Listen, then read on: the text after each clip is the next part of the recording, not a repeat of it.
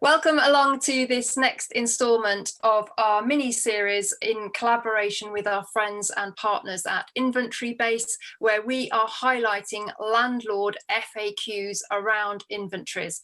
And joining me as ever and throughout is Sian from InventoryBase. And Sian, for this question, we're asking, what should the inventory report include?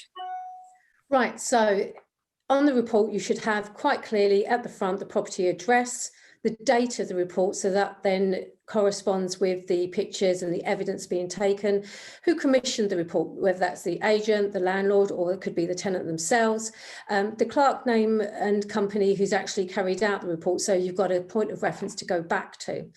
The key things within the inventory is making sure that all the detail is there, that everything is itemised, that there is detailed descriptions and condition comments so that every component of the property is recorded. That way then is very clear at the end of the tenancy exactly what is meant to be there, whether there's been any material change, whether there's any cleanliness issues, etc.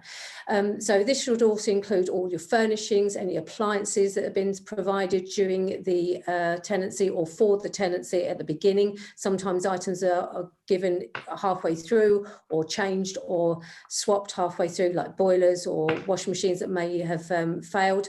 So anything along those lines needs to be itemised, including serial numbers, any detail in regards to the cost of the item, receipts, and making sure that everything is itemised within the report. Also include any areas external that are part and parcel of the tenancy. So that could be your gardens, could be outbuildings, it could be sheds, garages, anything the tenancy or the tenant is going to be responsible during the tenancy.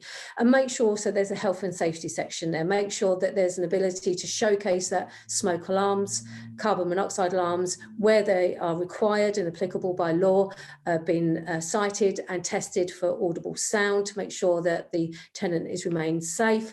And the key thing here is making sure that the report is comprehensive, making sure they've got everything within there so that should the tenancy go to dispute, there's enough evidence there for the adjudicator to make a very reasoned and fair decision.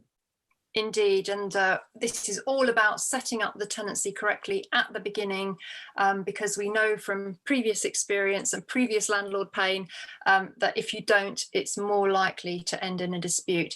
So there's a little bit of detail there about how to set up the report. We've got a text version of this video as well if you prefer to see that. But join us next time on this mini-series partnership between Property Tribes and InventoryBase for our landlord FAQs. We'll see you there.